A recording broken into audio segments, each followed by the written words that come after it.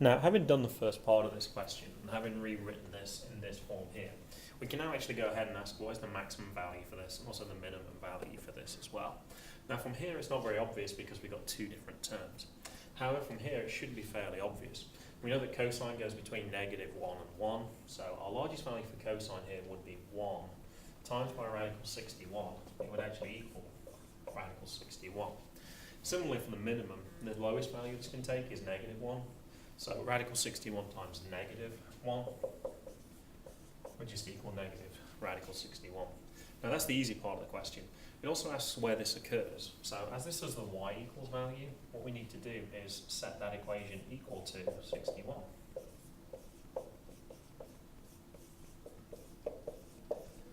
Now if we divide both sides by 61, what we're going to end up with is when does this value equal 1, which is really what we're trying to find. We're trying to find the maximum value for cosine, so we could just do that straight away. Now, if we're going to solve this, there's a couple of methods we can use. We could use our u-sub method. So we'll just set cosine x equal to 1, and let's figure out where that happens. Well, that certainly happens at 0. And it also happens at 360, but as we're doing this in radians, I guess we should put 2 pi. Now, what I did here, though, is I said let x equal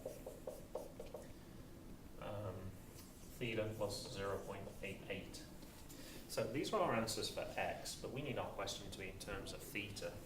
So if we rearrange this equation, we get x plus 0.88 equals theta. Therefore, our values would equal 0 plus 0.88, which is 0.88. And it asks for the smallest value as well, so that's certainly going to work for this one. Technically, there's another value here, negative 2 pi. But if we add 0.88 onto negative 2 pi, that would turn out to be negative. And the question asks for the smallest positive value, so 0.88. So that's the answer to part A. Now, if we go to part B, we're doing the same thing, but we're going to set negative radical 61 equal to this expression, which would then give us -1 equals this. And if we do the same use of when cosine x equals -1, but this time we've got a slight change. When cosine equals -1, if you look at the table, that would be at negative pi. It would also be pi, and 3 pi, and so on.